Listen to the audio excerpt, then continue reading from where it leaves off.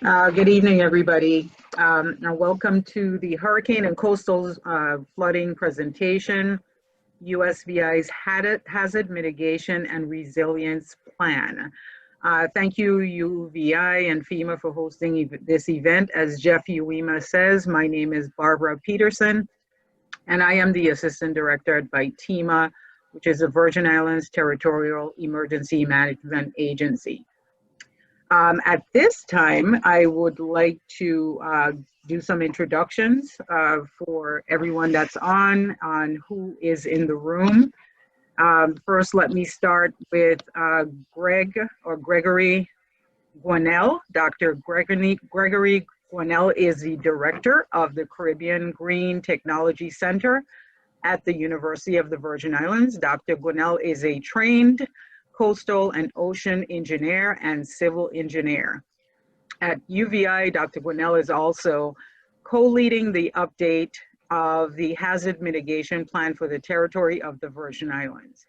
Prior to his time here at UVI, Dr. Guanell was the Nature Conservancy's TNC first director of urban programs for the state of Florida, where he worked with various stakeholders to implement climate adaptation strategies that promote risk reduction through the construction of green infrastructure and community resilience. Welcome, Dr. Guanell. Good evening, everyone. Next on our panel is Mr. Jeff Uwima. Mr. Jeff Uwima has worked for 24 years as a project manager on international development projects, primarily focused on issues pertaining to natural hazard risk reduction or hazard mitigation planning and land information management.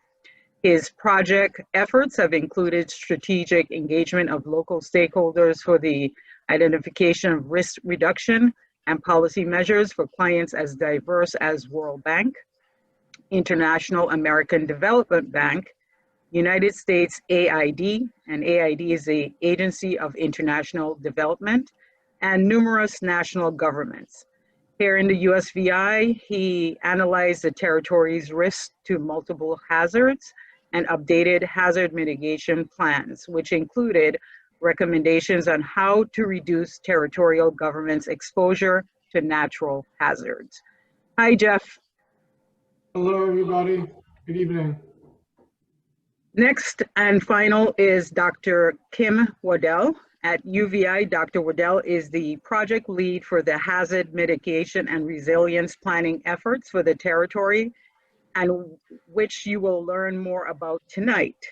Dr. Kim, I'll call him, is also the director of the Virgin Islands Established Program for Stimulate Competitive Research, also known as VISCO, the University of the Virgin Islands, at the University of the Virgin Islands. The VISCO is a significant research capacity building program supported by the National Science Foundation. The program was and has been brought over $35 million to the territory over the last 15 years. Dr. Kim and his colleagues were just awarded another 5-year grant in the amount of $20 million this month to continue their work on research in marine ecosystems and providing a foundation for future workforce development through STEM teaching, teacher training in our public schools and after school programs with our young people. Dr. Waddell is a trained ecologist with expertise in ecosystems, functions, and processes. Hi, Dr. Kim. Good evening, everyone. Thank you. All right, so what next, sir? Screen? I think we're going to share the screen and get right into the presentation. Are we going to go to the poll first? Yes. All right. So the first thing we're going to do is a poll on how were you impacted by the 2017 hurricanes? And this is a scientific poll which will pop up. We can't vote, but we're asking you to go on and vote.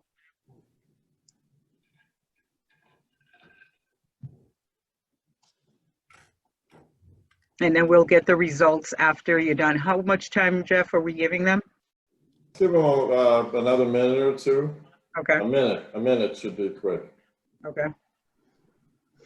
Get your results in.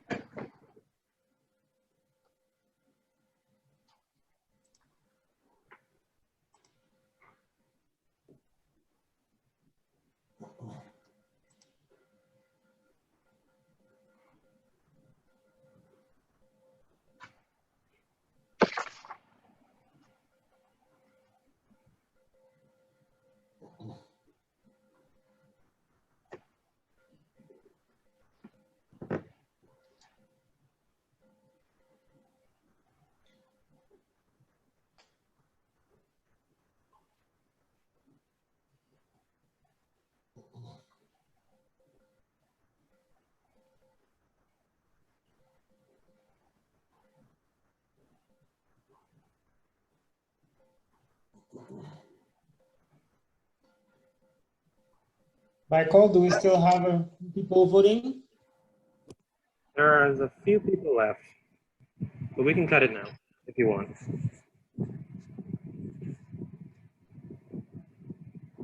I think let's cut it and let's keep it going. Well, let's go ahead. I think it'll be interesting to see how people respond, and also give us a sense of how many of our participants weren't in the VI. So that'll give a sense of both local and local engagement as well as outside engagement on this topic. So Right. I'd like to, Get a sense of who's in the room as well. exactly. We can't see you. Right. So Michael, go ahead and close the poll. You don't mind showing the result?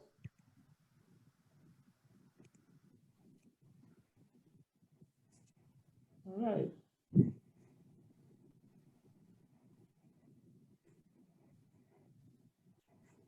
Thank you for that, everyone. This is actually quite helpful. All right.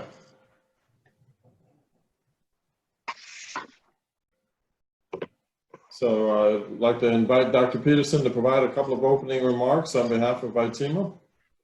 I know you are accustomed to saying doctor, but that's my brother. I'm not the doctor. So All right. you're Director getting, Peterson. you're getting me Director mixed up. Fair enough, fair enough. Thank you. All you academics at UVI. So anyway, I am Barbara Peterson, and I am the Assistant Director of VITEMA. Let me just allow me a little bit to tell you who VITEMA is for the people in the room, because I'm sure most people know, but allow me to share just in case. VITEMA is a territorial agency with the primary responsibility for ensuring the territory's resilience to disasters. We are a staff of professional planners, communication specialists, logistics specialists, operation managers, and support personnel committed to all hazard approach to emergency management. VITEMA ensures a territory's ability to rapidly recover from large and small disasters by assessing and mitigating hazards, enhancing preparedness, ensuring effective response, and building the capacity to recover. So who is the VITEMA leadership? And I would like to share that Director Daryl Joshin is our President Director. Cabinet level, reports to the governor. He implements policies and procedures and sets the vision for the organization. Deborah Henneman-Smith, Deputy Director, Admin and Finance. That's self-explanatory. She runs the money and the operations and tells us what we can and can't do, what we can spend, who we can hire. Bruce Kelly, new on board, former National Guard, Deputy Director of Operations. A lot of people may not be aware, but the 911 Center, the EEC staff is under VITEMA. So he is responsible for that. And the Emergency Operations Center, which is what he does, and he manages emergencies. Denise Lewis, Deputy Director of Planning and Preparedness, to manage emergencies. We have to train, we have to plan, we have to continually prepare ourselves. So we work internally to create plans to mitigate emergencies, and then we also work on with organizations to do that as well. evacuation, emergency, tsunamis, earthquakes, and of course, hurricanes, and many more, man-made and natural disasters. Floresita Brun, Deputy Director of Grants, federal grants providing for training and planning and staffing. Didi Brun works with the federal government directly to guarantee that we get the necessary funding.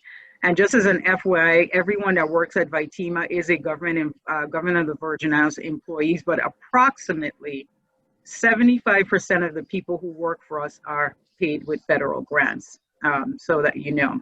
So we're heavily involved with the federal government. Steve de Blasio is the Deputy Director of Logistics, the assets of VITEMA. Assets that we have in the territory, assets that are coming into the territory after emergencies. Additionally, communications falls under his shop as well. And the key to any good emergency management is communication, so he is responsible for that. Another big thing for logistics is pre-positioning contracts and goods and services before an event. So having de Blasio on board is key. We have not had a logistics person before, so we're really happy about that for this year. This was started in 2019. Melinda Vigilant Mesa, Public Assistance Director. After an emergency, Ms. Messer and her team work to assist residents in the territory and attempt to make them whole and recover from an event. So the recovery after the disaster. She and her team work with governments and private organizations and private citizens to get them back on their feet financially. Erica Benjamin Callwood, Deputy Director of Human Resources and Labor Relations. The person that makes VITEMA has the most qualified and skilled staff to address territories' disasters. Wayne Bryan, Director of Fusion Center. That is the intelligence operations of all emergency management. Fusion centers were created after September 11th, September 11th attack in the United States. It is the intelligence that we receive on what may or may not happen, mostly man-made, obviously. And let's just say Brian monitors everything that borders the territory and everything that happens in the territory, and he works extremely close with our federal partners daily. Myself, Assistant Director, I address the day-to-day operations of the agency and don't do very much. I just hang around and drink coffee all day. And then finally, Graciela Rivera, the Hazard Mitigation Director. I left her for last simply because that's why we're here today. You invited me to moderate what she manages. She works with individuals and organizations, government and private sector, to reduce disaster losses and protect life and property from future disaster damages and prevent and protect against that. So one of the things that you had asked me, Dr. Gwinnell and Dr. Kim, is about what VITEMA, where the VITEMA is in terms of hazard mitigation, where they were in 2017 at Irma and Maria and where we are now. And I kind of thought about it, and you know, I'm trying to think like where, you know, everybody's a PhD in emergency management now because we went through 2 horrific storms, and people who had never planned before take it seriously. But as it relates to VITEMA, I think the THIRA, the Threat and Hazard Identification and Risk Assessment, is what, it's not new. It's not new, but I think we take it more seriously.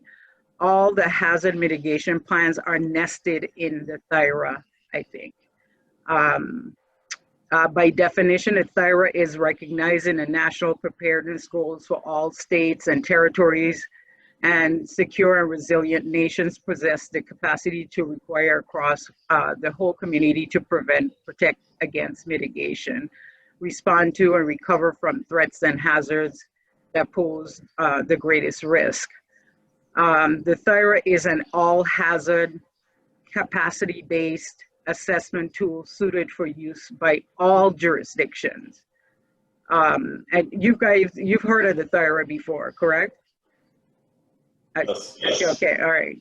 The third allows a jurisdiction to understand its threats and hazards and how they impact many, may vary according to the time of occurrence, season, location, and community factors. This knowledge allows a jurisdiction to establish informed and target and commit appropriate resources drawn from the whole community to closing the gap between target and a current capability or for sustaining existing capacities. Finally, the third is not just hazard mitigation of flooding of roads and cleaning of guts, but what we focus on for the third here in the Virgin Islands now is focusing on our infrastructure, hospitals, fire stations, WAPA, airports, seaports, making sure they're in compliance with safety standards. And that's how I know we focus on hurricanes now, and remind everyone that hazards are not just man-made, but not just natural disasters, I should say, but also man-made. So I will stop there. I have some final thoughts as well, but I'll leave them to the end. Well, thank you for that, Dr.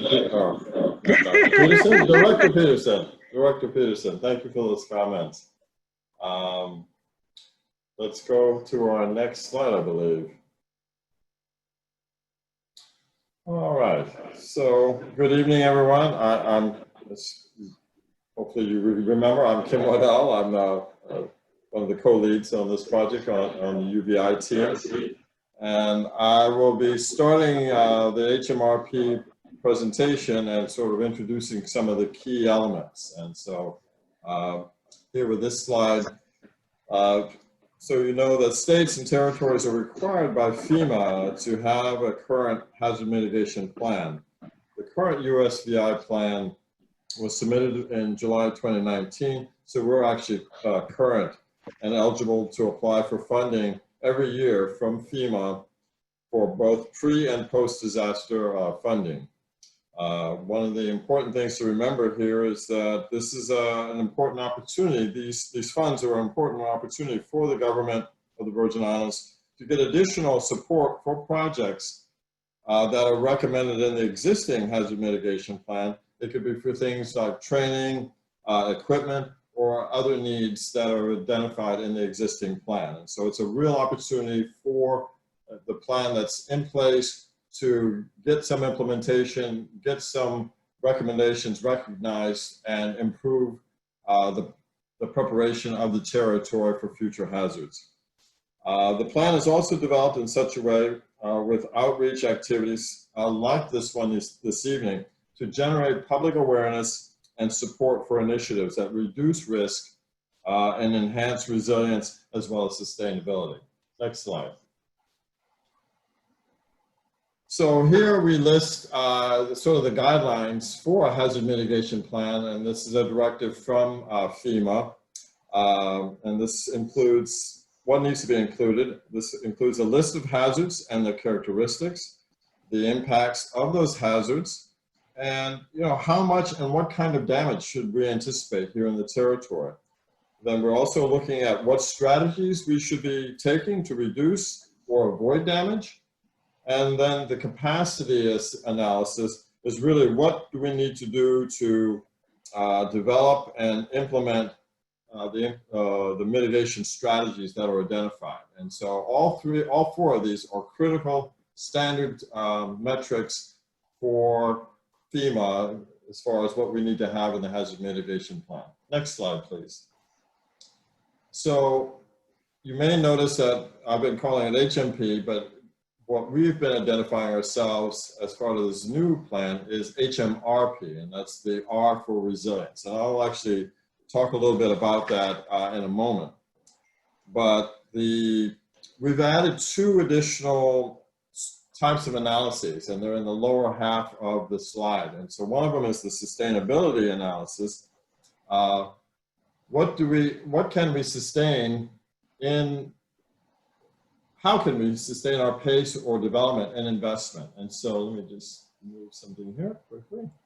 The idea here is you know, this is actually a real key challenge to the territory because, as you know, we are dealing with a smaller population here in the territory, but also we're dealing with expanding infrastructure and investments in rebuilding and in the recovery.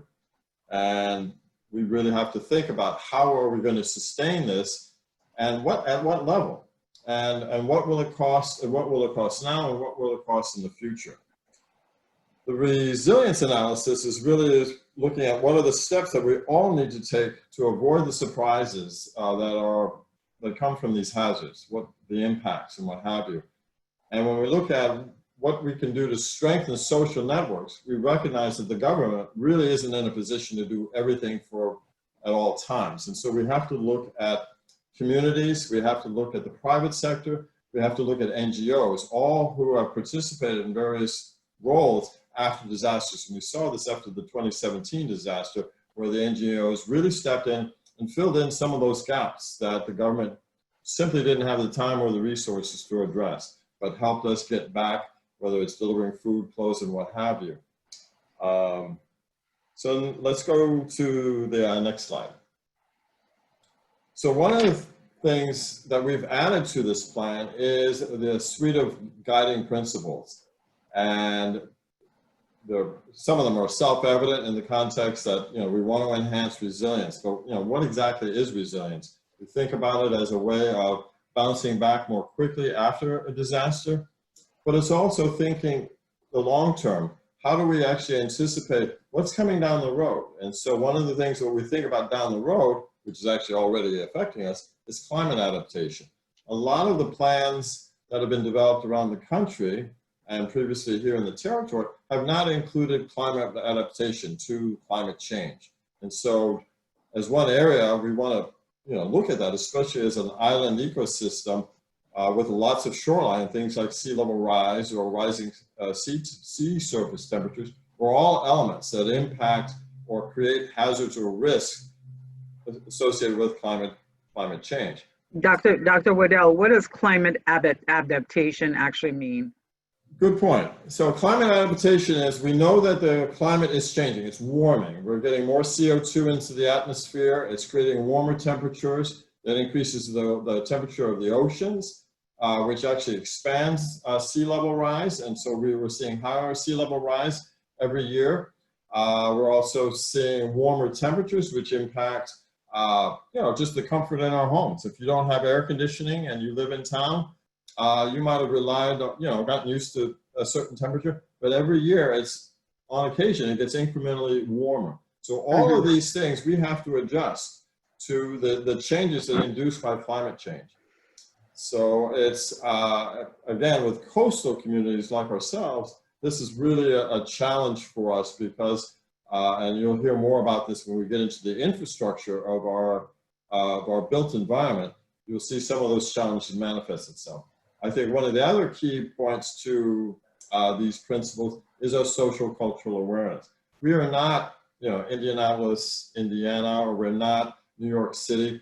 We are a minority majority population here that's incredibly diverse, a lot of different cultures here.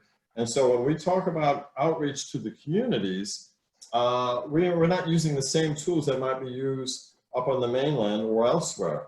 The idea is to be aware of the social culture, both differences, commonalities, and what we all share together. And when we develop strategies or go out into the community, we want to address and be cognizant of those issues so that we can relate to people and people can relate to what we're trying to do with them and with their help. And so I think all of these, capacity building is another area where we are different than the mainland, and we have to look at our ability to diversify our economy or build capacity within the government agencies or in our NGO communities, or even at the community level. What talent do we have? What resources do we have? We have to think about that in a unique way because of where we are here in the Virgin Islands. Next slide, please. So we're going to take a quick poll to ask, what hazard are you most concerned about, before I turn it over to my colleague Greg Winnell. So let's take that poll.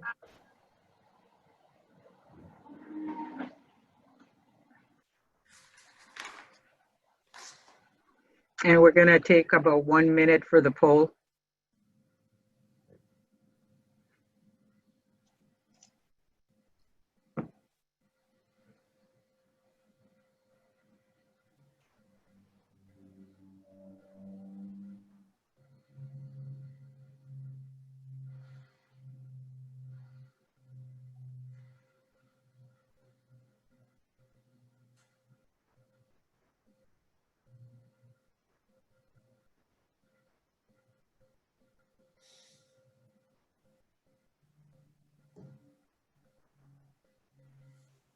Good, already. All right, let's take a look at the results, Michael. All right. Well, I think everyone is intimidated by wind, but I think you'll learn that while that's incredibly dangerous and hazardous and frightening, we'll also be talking about flooding, which I think was the second most popular topic. So I'll turn it over to Greg. No, yeah, thanks, Kim. Yeah, it's very interesting that wind is one of the most concerning hazard for our audience tonight. Winds are the defining threat for hurricanes. Here on this slide, what you see are all the hurricanes that have impacted the Virgin Islands in one way or another since the 1780, with the Great Hurricane of the 1780, which affected pretty much all islands in the Lower Caribbean, a very devastating hurricane, according to the history books. In red are hurricanes that had very significant impacts on the Virgin Islands, but also in neighboring islands. So we can, everybody remembers Hugo, everybody remembers Marilyn, Irma, Maria for sure, but Donna in the 60s, and the 67 hurricane, the San Francisco hurricane, and the 1916 hurricane, the Virgin Islands hurricane, created a fair amount of damage. A lot of people died, many buildings were destroyed. So we've been impacted by hurricanes for a long time, and some of them are very devastating. In orange are those that still had an impact on us, and but were not as devastating as the ones in red. And the thing that is pretty interesting is that not all those hurricanes are Category 5 hurricane. You don't need a Category 5 hurricane to really inflict damage. 3 or 4 really can wreak havoc. When we look at those statistics, since 1950, which is when the satellite era, when we were able to better track hurricane, we got probably affected by hurricane every 2 or 3 years, which is not a very good statistics. It means that hurricanes are really part of our day-to-day life, part of our culture for worse or better. What's also interesting is that 75 of all hurricanes impact all 3 islands. One can impact an island more than others. Some hurricane impact only one island, but the vast majority of hurricanes impact the entire territory. The bad news, talking about climate change, is that hurricanes are getting stronger. The science is basically saying that moving forward, the few that we're going to get are going to be stronger than before, and that's because of the warming of the ocean and the overall change in sort of climate processes that Kim alluded to earlier.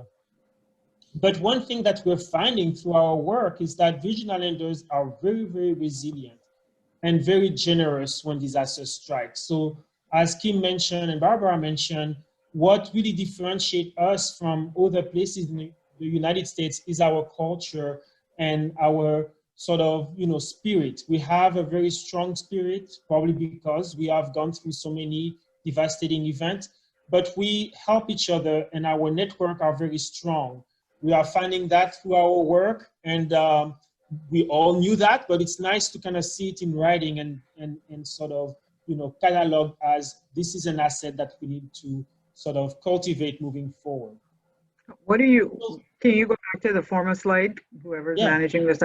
So that last part, why is that so significant, the resilience and the generosity, based on what do you see as the reasoning for that? Is it cultural, do you think? I think it's cultural. I think Virgin Islanders care about each other. I think we know that we only have ourselves to count on. We know that, yes, the federal government at some point is going to be here, but not going to be here all the time. And we also know that, we need to take care of each other and take care of ourselves because we care about each other. So I think this spirit is there. It's in the community. We see it now with everybody. I would say the majority of people I see outside wearing masks and not creating a fuss like we see it in the mainland. And the resilient part is because I think that we come from a pretty difficult past, me included. And so we've learned how to just move on and go through bad times and keep on moving on without complaining too much. So I think these traits are very important because when disasters strike, that's really what saves us. A good house is a good thing, but a nice neighbor and a nice sort of companion is more important. And that's what we have. I might just add that, I think we saw after Irma and Maria, we saw after the storm hit us, it went up, Irma in particular went up to the mainland, and you saw people lose their minds because they lost power for an afternoon or an entire day. We went months without power and large swaths of the territory. And I mean, that resilience came through, whether that self-reliance and that energy to just take care of your neighbors, check in on people. That's something that you just don't see. And I don't know if practice makes perfect or what have you, but the fact is, people in the Caribbean and in the Virgin Islands, recognize that this is part of our landscape and that we have to take care of each other in that process. And so I think that's an important attribute that's not shared across the United States. Good info. So that's an attribute that we found through a relatively rigorous analysis in that part of our plan, and we will build on that as we develop strategies. So hurricanes are one of the most devastating hazards that can really impact us. And the reason is because many things happen at once. We have strong winds, we have storm surge and high waves, and we have lots of rain. So we are being basically assailed by a variety of different type of hazards all at once. And what I'm gonna do is I'm gonna go through them one by one and sort of give you some highlights, some insight that we've developed, as well as some just general information about some of those hazards that, as Kim mentioned, we have to describe and we have described as part of the HMP sort of work. The tsunami and the earthquake risk, we will be talking about that at a different time. We have a lot of good data there to show, but that will be for a different event. So winds. Hurricanes are basically big, massive windstorm. And what we find is that as you go up the mountain, as you go up the hills, wind speed increases. So people who live at the top of mountain, people who live on the ridge, for a particular wind speed that is measured by a particular station along the coast or a boat or whatever, those people are experiencing stronger wind. The higher you go, the higher the wind speeds. So what that means is that you have to then pay particular attention when you build a house for the type of structure that you have that are placed in higher elevation compared to lower elevation. Wind basically is funneled through the mountain range and it increases in speed as it goes up in the air. So the good thing about the thing that we can do though, in addition for just ensuring that whoever designed the house really takes the speed up effect in consideration, we also find that sometimes for lower wind speeds, for lower storms, having some form of canopy around your house really helps reduce that wind speed and can help protect. But you need to be careful when you think about it and really taking it into account, because strong wind speed, when you get to a Cat 2, Cat 3 hurricane, strong wind speeds can also topple a lot of trees. So you have to sort of really think through it and be very careful and maintain your environment so that you don't have trees falling on your house, because those winds can take houses, but they can also take a lot of trees down. I have a question about that. You talked about construction particularly. Do you find that people should look at and pay close attention to, let's say, construction management like incorporating hazard mitigation as part of their plan when building in the Virgin Islands? Like that, should that be front of mind? Yeah, definitely. And is that a subset within construction now? So the good thing is that a lot of people now, because of the importance of wind and because some of the hurricanes are getting stronger, there's been a lot of studies done to really try to better characterize the wind climate in the VI. So this map of wind speed, for example, was generated maybe 1 year or two. We didn't have this information before. So now this information is made available. It was shared with DPNR so that everyone can sort of, once you know where you live, you can have a sense for, okay, how much, type of wind do I have? What type of wind speed will I expect for a category 1 to a category 5 hurricane next to my house? So you can take that into account and do whatever retrofit is necessary. There's a lot of, we have some good partners. One is called Enterprise. They created a really good book called The Safe Guide that really provides a lot of good tips, to your point, Barbara, about how to really think in your house about maintaining and really protecting yourself against wind. So a lot of resources are available. We are happy to share them for the homeowners. But at the Hazard Mitigation Plan team, what we're doing is we are looking, okay, what does that mean for the entire building stocks? What does that mean for the entire critical infrastructure to ensure that they don't get down, especially when we talk about, the energy sector and all of those that have assets that can be really impacted by strong winds. What we find too is that actually we have found, looking at the sort of history books, that, a few times very strong storms that move, the sort of winter storms that are generated up north in the Atlantic sometimes can generate some relatively strong winds here in the VI. And there has been many power outages caused by telephone poles falling down because of those high winds. So those high winds can impact us outside of hurricane season, mostly for the assets, not so much for the houses, but a lot for the assets, especially WAPA assets. So winds is a very sort of important hazard here in the VI. Another thing that we are looking at is flooding. So like I said, hurricanes bring a lot of rain and they bring a lot of high wave and seas. And so what you see here in blue are what's called flood zone, riverine, flooding zone. So those are those zones that can be relatively impacted fairly high when you have heavy rains. Those waters will, the rainwater will pool in those areas that are in blue and increase in depth and create some hazardous condition for those who travel through those regions. But also if you have a house, your house will basically be inundated. In red, it's what we call the coastal flood hazard. This is generated by the storm surge. And I'm gonna go into that right now. So as you know, a hurricane is basically a massive windstorm, but it's a windstorm that moves over the sea. So it basically gets water that evaporates up and go and forms all those clouds, and that's gonna be your rain. But before it is your rain, this wind that is moving over the ocean is pushing the water. That push of the water is basically gonna increase your water level above normal high tide elevation, and that's what's called a storm surge. And because wind is blowing over still blowing over the sea at different wind speed, you also have, in addition to that storm surge, you also have very strong large waves that are being generated.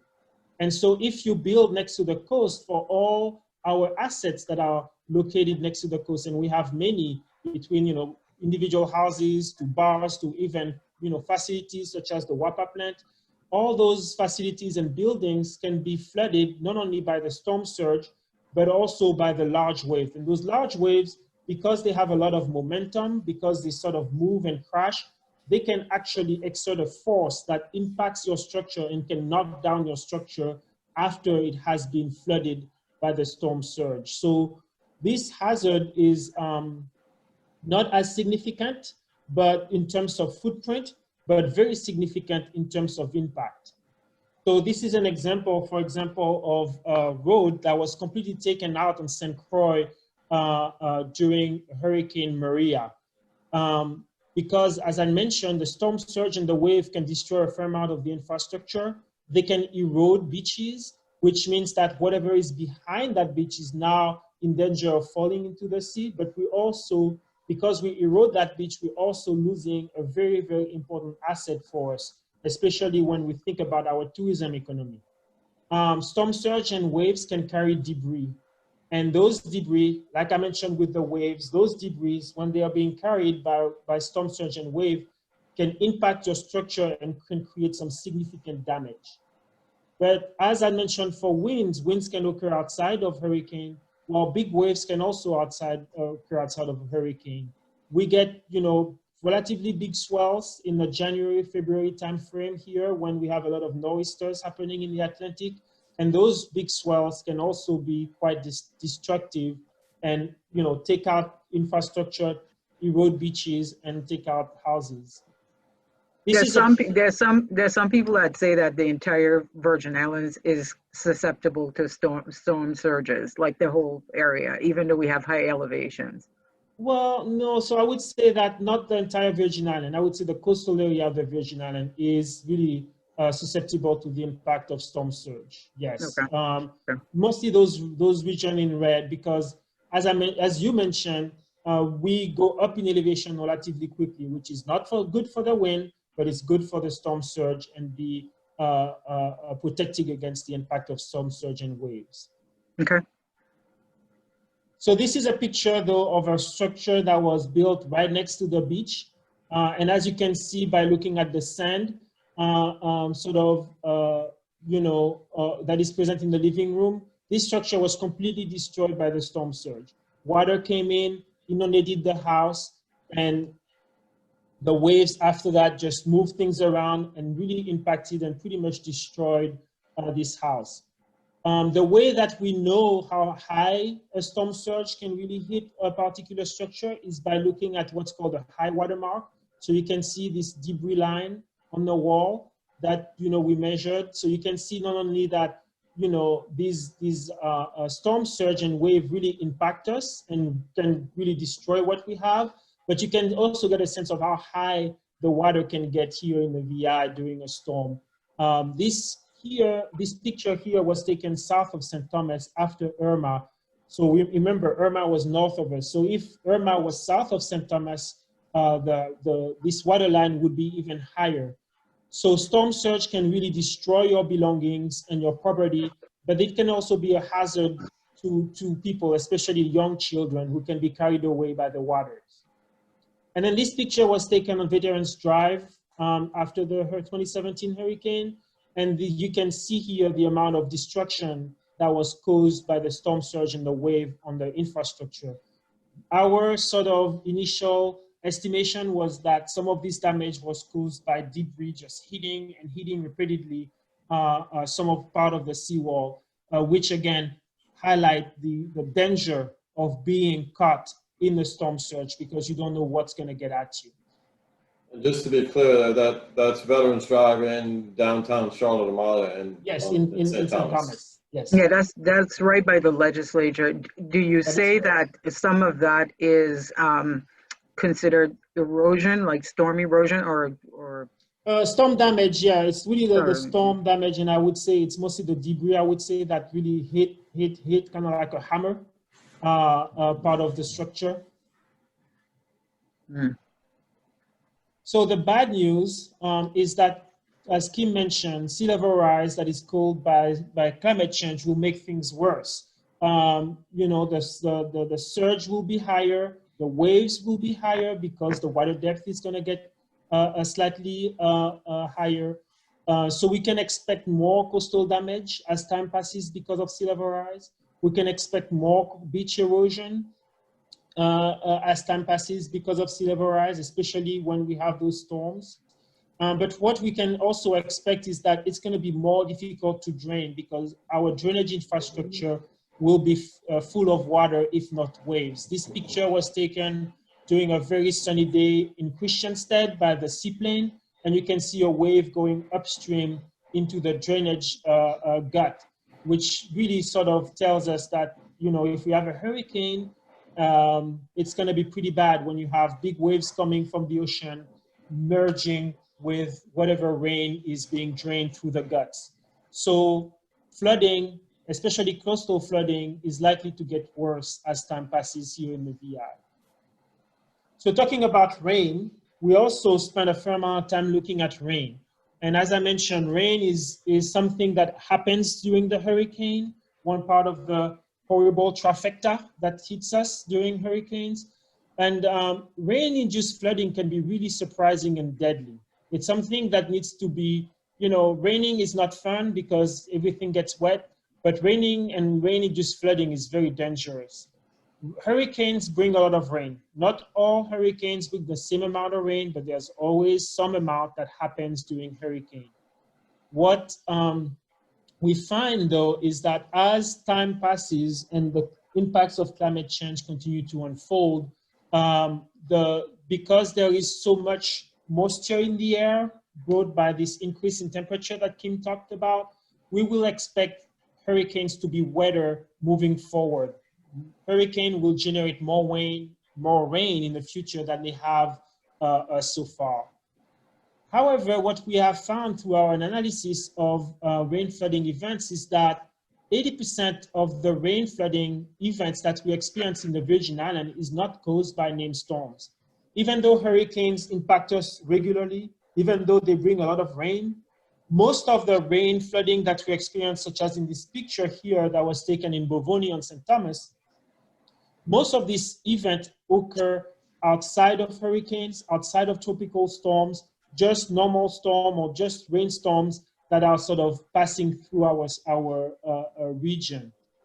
So this is very concerning because it basically tells us that this is a constant threat here in the Virgin Islands.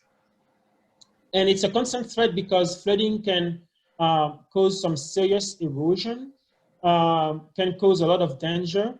In order to really protect our structures and our buildings and our houses against that, it's really important to think about, number one, do we live in some of those blue regions that I showed earlier, those sort of, you know, regions that are really at risk of flooding when it rains?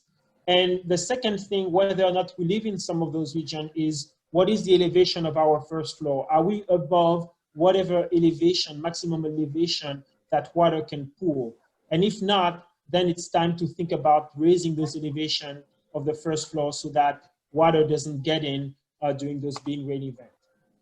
And the other thing that is, go ahead. Let me, on that note, are you suggesting for areas like downtown Christiansted, Frederiksted, Charlotte Amalia, Cruz Bay, are you suggesting that we start building like how they build in some coastal areas in the United States on stilts, like, you know, how they elevate their homes that way? Or because... So we have to be careful about stilts because we have earthquakes. So we don't want to create foundations that are, you know, that protect us against one thing, but make us more vulnerable against something else. And that's what happened in Puerto Rico, where after a few events, they decided, FEMA invested a lot of money to help people raise their house. And after the earthquake that they experienced a few months ago, a lot of those houses failed because they were on stilts, and those, the science is not really clear on how to best prevent earthquake damage for houses on stilts. That's actually something that we are talking with different scientists about because the science is not there yet. So what I'm saying is really to think about what is the first floor of that elevation, whether or not and how to raise it in a safe way. Sometimes it's just making stairs and rebuilding the first floor completely. There are different techniques that are being appropriate, and that's something that we are going to be looking at in the next few months here at the HMRP team. We will actually be going through different buildings in Charlotte Amalia, Christiansted, and other places in the islands to measure that first floor elevation, to really identify those buildings where we need to start thinking about mitigation strategies, especially government building, police station, et cetera, et cetera. The other thing that, you know, rain can be dangerous about is, I mentioned that wind can topple trees. What we found is that actually if it rains a lot and the soil is saturated, those trees can be brought down by weaker wind speed. So you don't need, if it rains a lot, the very small, weaker winds can bring trees down and cause damage. So rain and rain-induced flooding and rain impacts are very, very damaging and can be sometimes deadly. So these are some pictures taken mostly on St. Thomas after the hurricanes. This here is a picture of a gut. And as you can see, this gut, functioned as it was supposed to be, carrying a lot of water. However, a lot of sediment, a lot of debris was also carried, and that completely plugged the drainage system. And so now you have a fair amount of runoff that sort of ran down Scott-Free Road, for those who recognize this spot, and really destroyed completely the road, and also inundated some of the houses living there. So as you can see, really rain and managing rain-induced flooding and rain event is a very difficult challenge, because as I mentioned for waves, the amount of debris, the amount of sediment that they carry. And you can, even if you think that, oh, I'm safe, there's drainage around me and I'm not in a flooding zone, you can still be impacted by flooding, especially when the infrastructure fails. Here you can see another sort of hazard that can be generated by a rain-induced flooding, which is you do not know what's below you. You do not know what's next to you, and rain flooding can really create some hotspots of erosion. So in this case, I don't know the whole story, but I would venture that this car basically veered off the road and basically ended up in a ditch, and that ditch was flat. My interpretation is that ditch was made deeper because of the fast rushing water. And this person had no idea that there was a ditch because everything is full and covered with water. So driving under heavy rain condition, which I was doing here, as I was taking this picture, which, you should never do. Driving, under rain condition can create a fair amount of hazards. And that sort of raises question in terms of how do you access critical facilities? How do you go from point A to point B if in between you are impacted by rain flooding? And this picture here, again, taken another on St. Thomas, really shows, an example of rain-induced erosion. And I believe this house is pretty much condemned now, but you can see the amount of erosion that just rain-induced flooding can generate. So rain can create a lot of hazards that can be very deadly. The other thing that we find, and for the information of the people who are maybe in St. Croix, that Nara picture is extremely inland. Yes. Yeah. Yes. It's completely rain-induced flooding. Yeah. One thing that we find, though, is that not all flooding events, the amount of flooding events that we experience here in the Virgin Islands increased since the 1980s. And basically what that means is that somehow since the 80s, we in a territory have experienced more flooding events, even though we do not see a strong climate signature in the amount of rainfall that we have. So something has changed between the 80s and now that is not related to the amount of rainfall. So we dug deeper into this type of question, and I will let Dr. Kim sort of take it over and explain some of the analysis that we've done to try to explain why the amount of flooding events in the Virgin Islands has increased since the 1980s. Well, thank you, Dr. Greg. So one of the things we've obviously been looking at is the change in land use. And so we have two sets of maps here capturing all three islands. And on the left, you see the 1985 map showing levels of development. And so all the colors you see down at the bottom sort of characterize how the land is being used. And so what I want you to focus on are the shades of red, because that is anywhere from high intensity to low intensity, but high development levels. So downtown urban areas, for example, or in the case of St. Croix there in the middle, that large, dark area is actually the Hovensa oil refinery, both past and present. But it has a huge footprint of high intensity development. But one of the things you also notice is that the green, and the green represents forested areas, you know, natural vegetation.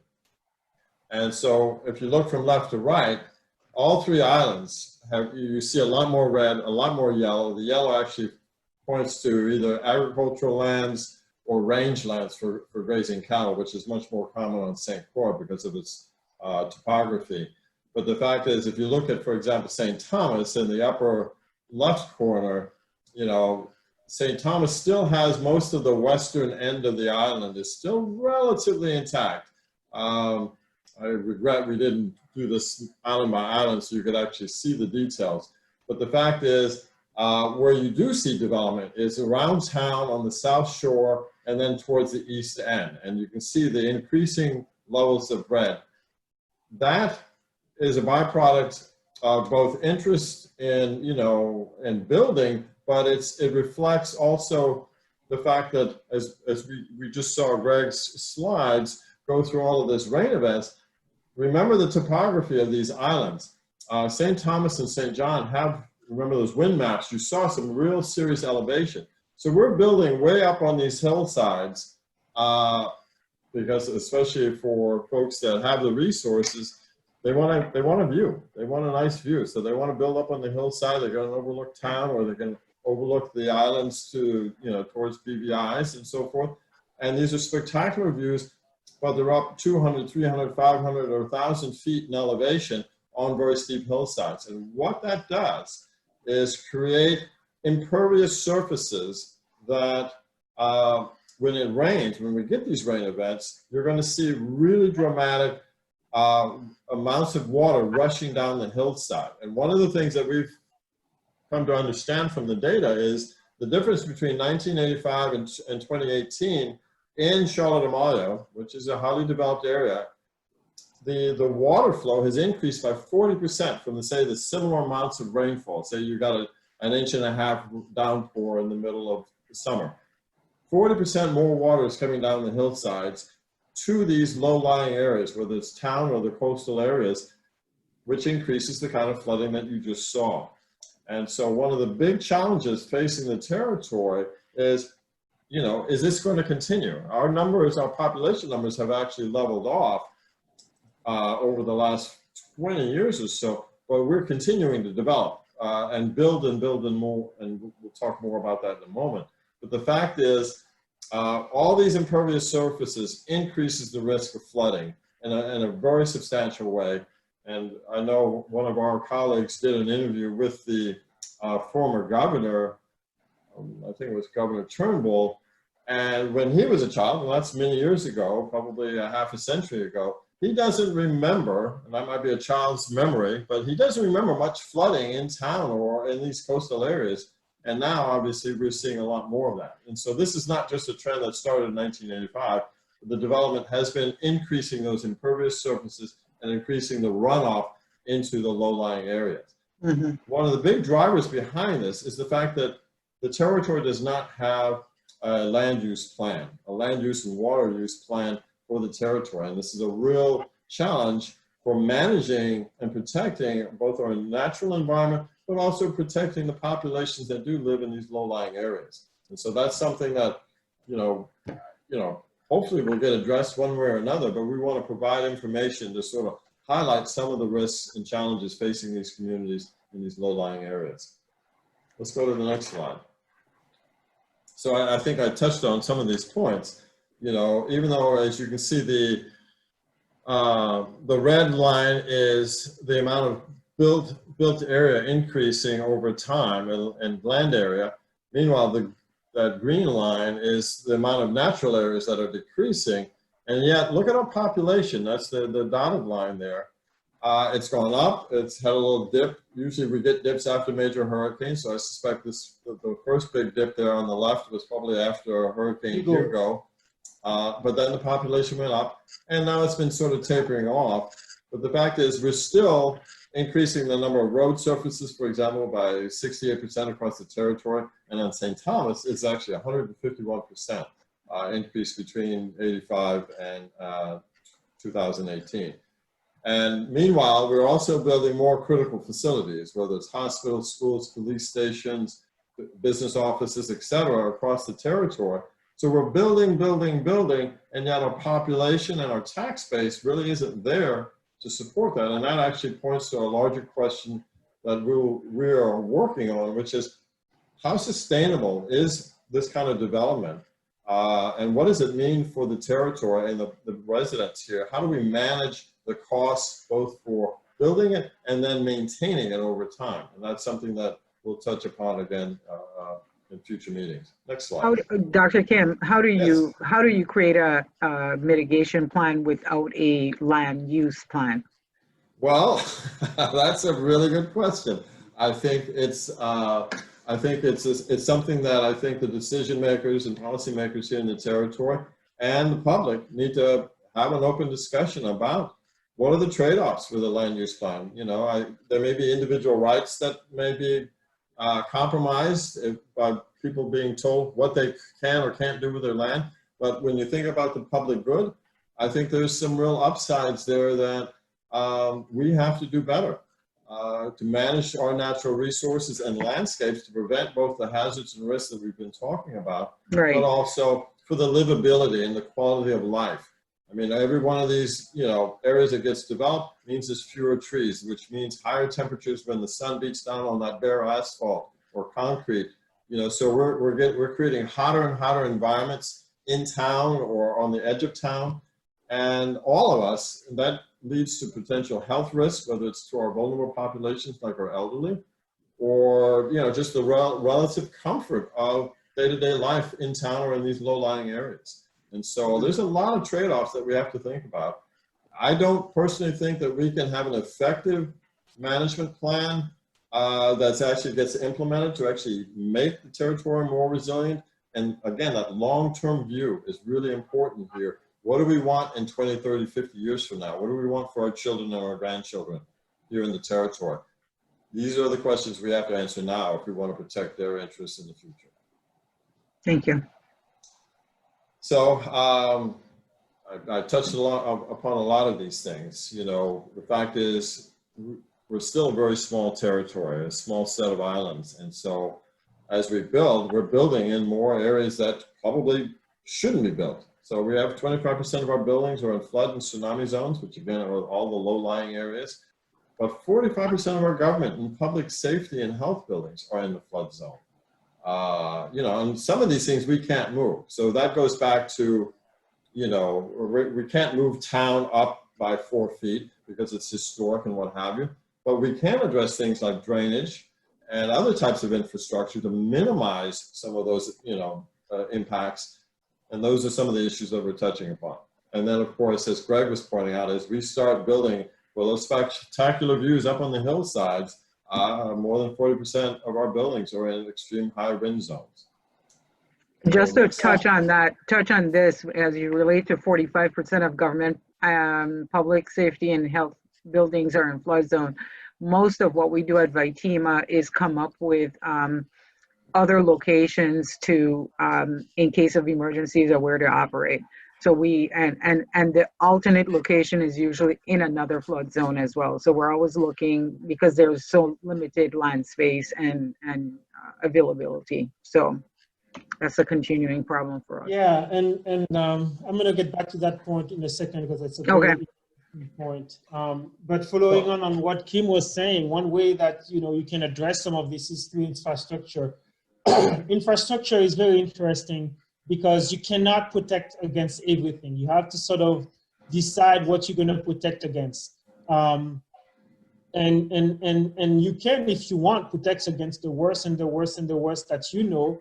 But that's going to cost a lot of money because it means that you're going to have to make a fair amount of investment to achieve this level of protection. So usually when engineers sort of really think about infrastructure design, they're really thinking about, a type of storm. And usually they think about a storm that has a 1% chance of happening. So a very, very, very small chance of happening. They talk about, the 100-year storm, which is, the storm that has a 101% chance of happening. Unfortunately, climate change is making things complicated because climate change is now changing everything. We're changing all the statistics, and we don't know now what 100% event or what an event that has 101% chance of happening. We don't know what that event is anymore because we had 2 Category 5 hurricanes in a week. So what does that mean? So climate change is really making things difficult. However, we can still rely on some sort of statistics to really sort of think about how can we handle a certain type of storm? How can we handle this type of thing that we have seen many times? And what we're finding here in the Virgin Islands is that not all of our structure are really built to handle big storms. So here is a picture of a gut in Savannah. And I don't have the number, but I would say that this, from recollection, this storm was just a normal sort of rainy season sort of event. And as you can see, the gut is pretty much full. It seems that they sort of, extended the gut a little bit, built, other sort of sidewalls, but, a few more inches of rain and this house is in the water. This house is on stilts, by the way, going back to your point, Barbara. But this house is the basement, or this part of their property is going to be underwater. And if we had an event like Irma Maria, I'm sure that water basically went over the bank and on the road.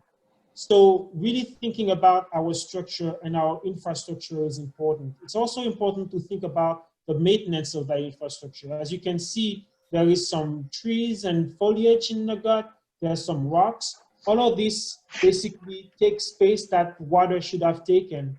And now water is going higher because water has to go over all of those debris. And so as we sort of move forward, we are thinking about the land use and development patterns in the VI, but we are also asking ourselves the question of, what is the role of maintenance? What is the role of what we have? And, how can we make sure that we have the ability to pay for the maintenance of what we have before we start to buy more and more? It's kind of like buying a house. If your house is too big, you're going to have to hire somebody to clean it, and you might not have the means for it. It's the same thing for our infrastructure. If your infrastructure gets too big, then at some point we're going to have to let stuff go. And that's the question we are asking ourselves as part of the HMP of what is that good trade-off? What is the trade-off between development and really thinking about the investment for infrastructure?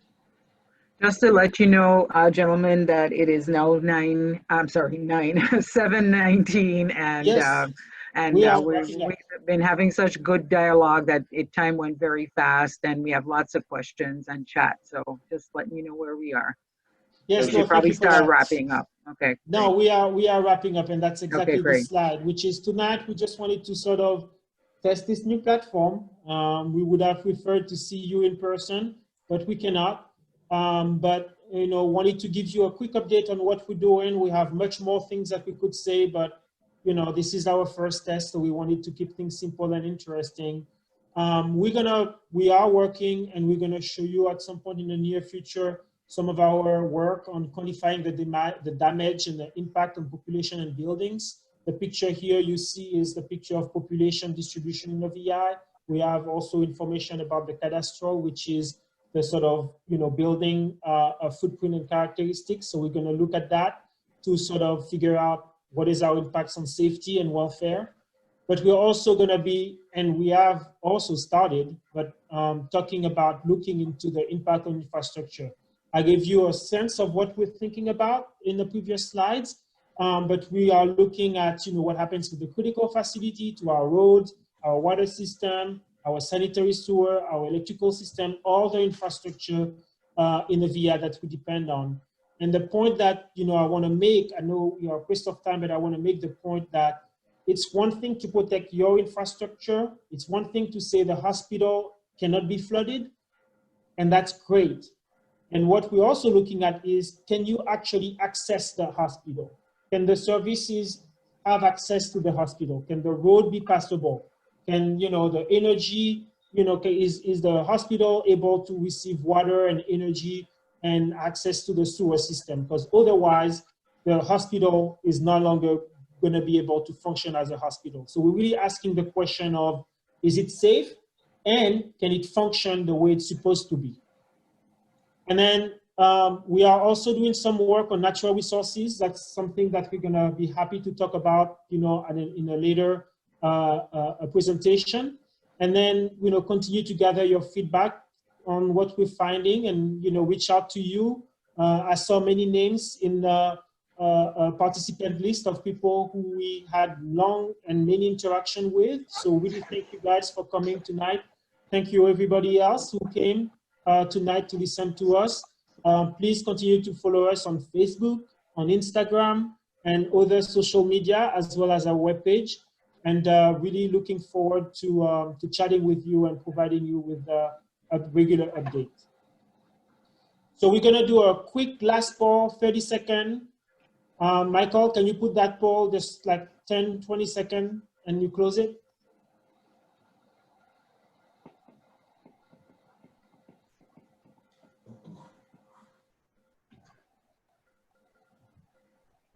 All right, let's close the poll and look at the answers. 1 second, a lot of people are answering. Oh, Good, that's good.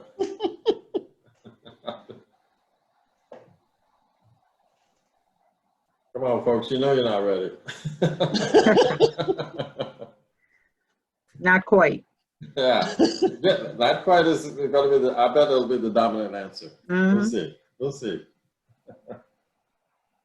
You know, All my right, theory is everybody is an expert in hurricanes now. Everybody has a PhD. I got that from Imani Daniel. It's UVI Online. All right.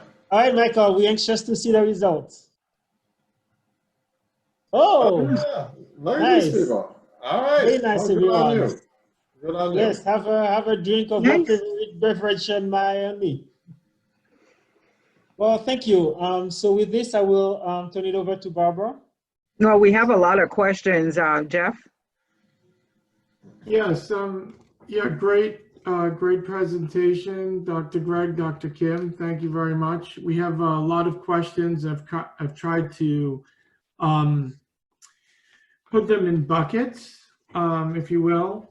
One series of questions that came up was asked by Barbara during the presentation about climate adaptation. Kim's response was very general.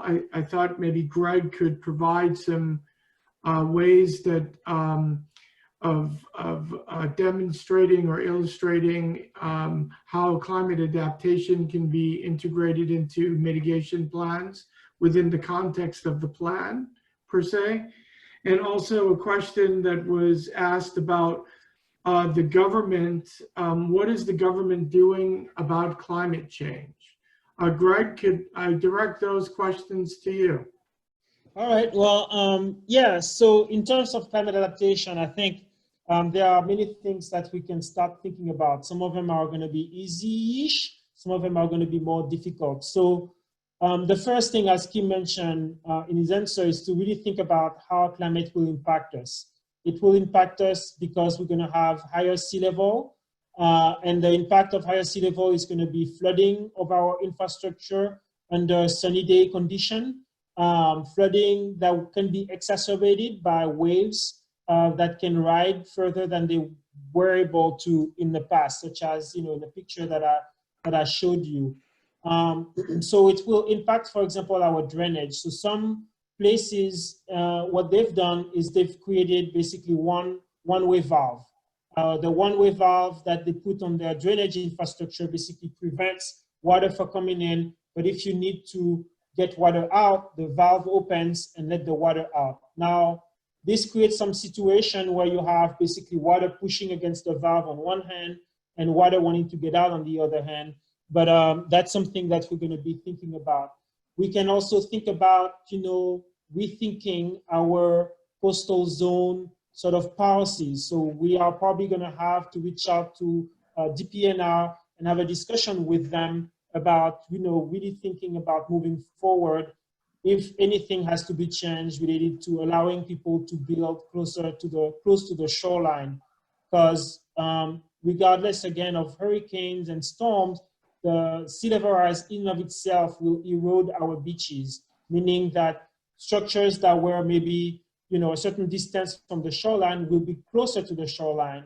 And what we found on St. Croix, and I forgot the name of that hotel, is that a hotel and a bar restaurant, so it was completely destroyed by the hurricane, completely in the water. And talking to a bunch of folks, turns out that this structure was much further inland when it was built. The coastal erosion triggered by sea level rise and potentially other processes now put this structure in danger zone, and that structure fell. When we think about climate, so what I'm saying is that when we think about climate and climate adaptation, we're going to be looking at how can climate make a particular hazard worse, and what does that mean moving forward in terms of direct solution, and I just gave you a few examples, but also in terms of design of the infrastructure. So one thing that we're thinking about is one thing called adaptive management and adaptive design, which is you build now, but you know you're going to have to rebuild it in the future. So what does that mean for the way that you build now? So it's a pretty evolving, newish, I would say, field in civil engineering, but it's something that we're going to be looking at very seriously here in the VI. Anyway, I can go on, but I know you have other questions. One very technical question came in about projection of future storms based on climate change, and I can help field that one, and then I'll turn it over to Greg. To look at hurricanes, we use a statistical analysis to look at storms from a probabilistic standpoint. So we can understand, based on the historical records of storms within the Caribbean basin, probability of receiving a certain wind speed for, say, 1 in 50 years, 1 in 100 years. And so based on that probability, we have a sense of the wind speed that will be recurring on those intervals. Now, how do you apply climate change to that for future projections? Well, you look at the climate change literature, such as the Intergovernmental Panel on Climate Change, looking at different scenarios, looking at the intensity of storms is expected to increase. You look at what the scenarios are saying in terms of expected wind speed, and then you apply that analysis for that time interval to your statistical analysis. And so we're building on some information that was built by FEMA's hurricane contractor, AIR, or ARA, and looking at localized intensity speed up as the map that Greg showed, and also addressing it by looking at the literature based on climate projections. Greg, do you want to add anything on that? I think that was a pretty good answer. Okay. Okay. There was a question about land use plans, and one question that Barbara asked, I think needs some clarification. The question was, how do you build a hazard mitigation plan without a land use plan? And I think Kim touched on it. In that I'm controversial, Jeff. I got them from you. Okay, that's all right. My tongue knows no bone, right? That's what my auntie used to say. These guys know that too. But formally, it isn't a requirement for the HMP, but really what we were hoping is that the outputs, such as the data that Kim talked about this evening on land use, the work that Greg and his team is doing on the hazard extents, we're hoping that these key outputs from the hazard mitigation planning effort can work for part of the future land use plan for the territory. And we're going to be embarking on a sustainability analysis that looks at different development scenarios, looking at how we are building now, how we can build using smart growth, and then what is a feasible kind of approach given where we are with our capabilities and implementation. So we're hoping that these three major inputs from the planning effort that we've embarked on can be useful. And that's a segue to another question, which I'll pass it over to Kim and to talk about. The question was, how did this plan differ from other hazard mitigation plans in the territory? And I think we can talk about that nationally too, because we're kind of in front. And then also a question was asked about how university students are involved in this planning effort. So over to you, Kim. No, great questions. And so I touched upon a couple of the differences early on, just about the integration of both different principles, but also, you know, the sustainability analysis and the resilience analysis that we were doing. I think the key thing is that most people have treated hazard mitigation plans as, you know, what do we do, you know, sort of right away to prevent this happening again? And I think we're at a pivotal point here in the territory because of the opportunities that come with the funding. After Irma and Maria, we have literally billions of dollars to help the recovery process here in the territory. And I think it's important for us to think, how will we use that, you know, those funds to rebuild what was destroyed or damaged in those storms, and then insert this mindset around, you know, how much development do we need? What kind of development? Who actually is living here and utilizing these services and what we're building out? And then how do we maintain those facilities? How do we maintain that infrastructure? Those are really difficult questions that if we're playing that longer game, looking ahead, you know, like, you know, 20, 30, 50 years, and looking at those scenarios of how we might develop the territory, whether it's a smart growth or it is a business as usual without a land use plan, all of those factors play into different scenarios that we hope to lay out moving forward. This is something that hasn't really been done before. I think we learned a lot. We're in Region 2, which is a bureaucratic definition for, we're part of New Jersey, New York, Puerto Rico, and the Virgin Islands for FEMA, and maybe, I think the EPA, there may be other government agencies. But we learned a lot from Hurricane Sandy. And so a lot of the people that worked in Hurricane Sandy realized that we can't just put stuff back the way it was. We have to think long term, because we see these issues that are driven by climate change or you know, the frequency, intensity of storms. We have to start thinking more long term.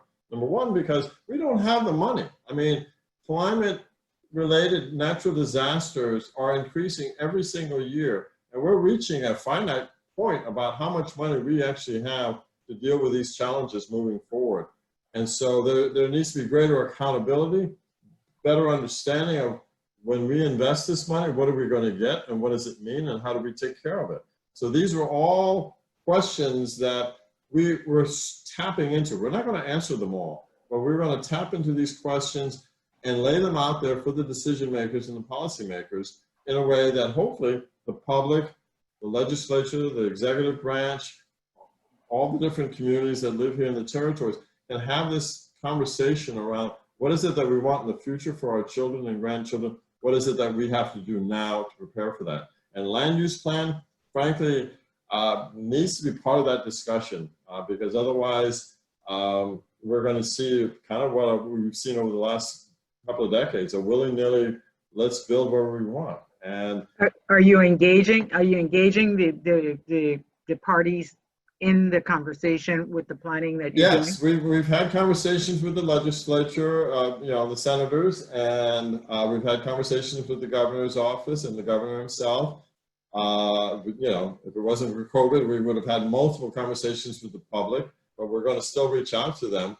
But the idea is, and that's really what the other piece to this is, to get better community engagement on these topics in a way that people are aware of what their choices are, what the challenges are, and whether they, how they vote or what they want to talk to their representatives about. We want to push this, this kind of information, the data that supports the information that we're providing in this plan, push it forward, and hopefully see the kind of change that I think Virgin Islanders really want, which is a safe, healthy environment for themselves and their kids in the future. Okay, thanks for that definition. You missed the part about university students. Oh yeah, so quickly, one of the things that we're doing here, and this is part of one of the other hats, we have this workforce development and capacity building element in the EPSCoR award that we just got here at the university. But we want to create opportunities for our students to get engaged in these topics. Greg has been great in recruiting students to work with him on a variety of projects related both to this and some of his other research. I'm going to be doing the same. And there are other faculty here on campus that are recruiting students for more experiential learning, more internships, more research exposure. And hopefully that process will, because we're doing it locally, will encourage students to persist and engage and hopefully contribute to the workforce that actually will be tackling a lot of these issues moving forward. Okay, I'm two more buckets of questions, and then I think we can wrap it up. I see that attendees are starting to to drop. There was a discussion about construction management. I think Barbara brought that up. And as you know, we have the building codes that are enforced through permitting at DPNR. But we also are very aware that there's formalized building construction and there's informal construction. So we found a gap there, and we think that there's a need to incorporate those building codes and building practices to the people that kind of go under the radar. We also think that there's a gap and a need in enforcement. Related to construction management and related to climate adaptation, a question just came in asking about, is there a building policy? So I hope I touched on that, but also must you build for future projections, future climate projections? And I think absolutely, and I think Greg talked about that, about infrastructure development, but also individual construction, it's important. So the last bucket, do you want to say something, Greg? Yeah, I just want to say something quickly here. I just want to raise the point that there is a tension between affordability and following the code to the letter. We strongly encourage everyone to follow the code. Otherwise, there's going to be great harm.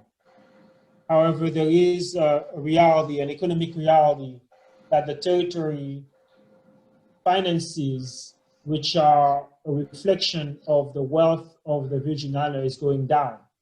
Yes, we have a lot of very, very wealthy people in the Virgin Islands, but there is also a fair amount of folks who have difficulties making ends meet. And I think the larger discussion that is happening within the Caribbean and also the parts of the world that are exposed to those hazards is what can we afford? So there are some concepts being floated about sort of really building in a way that says, okay, I'm gonna reserve this part and make sure this part is super solid. And then this part, you know, we can maybe, you know, it's a loss if something bad happens, but it's a loss that I'm, you know, willing to take, knowing that this part of my structure is solid. And I think one of the attendees tonight, architect Ilya Azarov, has been really thinking about these concepts from an architecture point of view to really take this equity issue into account, because I think it's an important one, and I think it's a very difficult one. So I just wanted to address the fact that we are aware that there are some equity issues. It's beyond what we're supposed to be doing, but that's something that we hope that will be tackled in the VI, because not only construction costs, but also insurance costs are exorbitant here in the VI. So that's something that we would love to have, you know, larger discussion about beyond the plan moving forward. The other piece about the building and the climate, yes, you should take climate into account when you build, especially if you know that it's gonna happen or have a high likelihood of happening. What we find is that tides are completely off for at least 5 years. The tides that are projected, day-to-day tides, are way lower than the actual tide measured by the tide gauges. That tells us that seas are rising. The seas that we have now, the water level that we have now is much higher than what we had 10 or 20 years ago. That's a certainty that seas are rising. So anybody who lives on the coast needs to take that into account. But again, you need to think about the cost. And so that's where this idea of adaptive design comes in. I will not go into it, but there are ways to sort of put in place a few little things so that when you need to rethink your structure, it's not going to cost as much as taking it all down. So again, I'm really eager if we can have a discussion about climate. Maybe that's something we can do, but there's a lot of things and it's a very interesting topic. Yes, that is actually a really good answer and contextualizes the reality for a lot of folks, brings it to the forefront of the discussion. There's several other questions that have popped in, but the big one back to flooding, and I want to not answer the questions, but I want to just table that there are questions related to tsunami and drought that have come in. There's also questions related to facilities, whether they're at risk or whether there's emergency functions working. We're not in a position to answer those questions tonight around the hazards and facilities. We'll come back to you at a later date with different analyses. This is a first phase, an outreach of the plan around 2 specific hazards. And related to the flooding hazard, and over to you, Greg, wondering, a question came in about how much water is flowing from the hillside, and to rephrase it and contextualize it for the purposes of the plan, can you help us understand how the planning effort and hydrologists that are engaged on this effort are taking into account water flow from watersheds and hillsides? And one related to the analysis and related to drought, you know, how is the rainfall changed over time? Are we in drought? Are we receiving the same amount of water? I want to end the questions at this point, but I want to turn those questions over to you, Greg, and then after, back to Barbara for closing remarks. So in terms of the projection, so what we're finding is that we are getting into a drier climate here in the VI. We're not receiving we're not receiving the same time and the same amount of water that we used to in the past. We looked at decades of rainfall, and what we are finding is that the period, which are basically a period of deficit in water, let's call it drought for the sake of discussion, is longer than before and more often than before. So what that means is that in the past 10 years or so, we have experienced longer drought and more episodes of drought than pretty much any time in history based on the records. So our climate is getting drier. We are experiencing more droughts, short-term drought as well as long-term drought. So in terms of the rainfall, we haven't seen any sort of increase in rainfall or anything like that. We cannot really talk about the intensity, which is the amount of water that comes for a given amount of time, too much, just because of the way the data is recorded. Does not allow to go to the sort of minute sort of level of accuracy. So what we see for the rainfall is just a lot of variability, but we don't see a particular sort of more intense rainfall, basically more water coming over a shorter amount of time. That's the sort of impression that we get just being here, living here, but the data is not there to capture it because the data does not capture those sort of events. So I would say that the VI is getting drier, and actually the vegetation over I mean, Kim, you've mentioned also the vegetation type of the VI being changing, right? Since when you were a little kid running in the hillside to now? Yes. No, I think you're capturing it. I mean, we have these spells of drought. They're more frequent. I mean, and this is actually a global phenomenon. We're getting really strange weather patterns that are out of sequence, are out of season. And, you know, it's confusing the plants, it's confusing the animals, it's confusing the people. Because for people that rely on seasonal rainfall, whether it's farmers or what have you, or even the fishermen who rely on, you know, certain patterns, things are just becoming far more unpredictable. It's that simple. And it makes our reliance and our dependence on historical patterns less and less reliable, frankly. I mean, you know this. So. Anyway. So there was another question about rainfall. I don't think if I understand it, but basically when it rains, water goes into the watershed down to the coast. Some of it in the past, all the water we used to go into the guts. But what we find is that because of the amount of development that has occurred, as Kim was showing you in some of the maps, what we find is that a lot of the water now goes as runoff and goes in the roads, inside, some people's houses, or just sort of runs off and pulls into other developed areas. And so we have now instances of, big rain event where a small amount of water goes into the guts because most of it is runoff that sort of creates more flooding hazard elsewhere. Right. Well, all right. Let's go to Barbara for some closing remarks. Yes, we're addressing that in the plan through kind of the H&H study, correct, Greg? Yeah. Okay. So, Barbara, over to you for closing remarks. Well, I just wanted to say I looked at some of the questions and answers, and I saw a couple of requests for information and tsunami sirens. And if you just allow me quickly to tell you that the tsunami sirens are being reinstalled throughout the territory. A vendor has been doing that presently, so you will see them being reinstalled. Someone suggested that if VITEMA was underwater, how would the sirens operate? VITEMA and the structure have absolutely nothing to do with the sirens. They're a separate function. So they will operate. So I just wanted to throw that in there.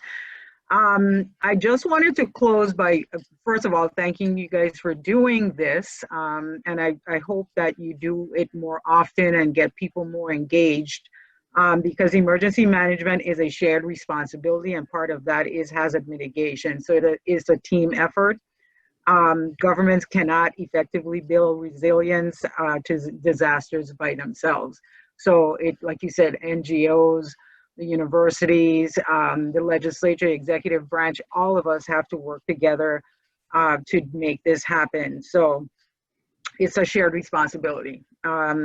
And I just want to remind everyone that our motto at VITEMA is plan, prepare, and stay informed. So this is just an effective part of being informed. And I think this was a good start. And I think as much as we do it, we would engage the community. So that's it for me. Thank you. Thank you. Okay, well, thanks to all of the participants and for all of the questions. And on behalf of the UVI team, we bid you good night and appreciate your attendance. Jim? And just not to, I don't want the last word, but just if you know how to reach us, please reach out to us. Any unanswered questions, we'll love to follow up with you. So please get in touch because you're part of the community we're trying to reach. Thank you. Thank you, guys. Okay, good night. Good night.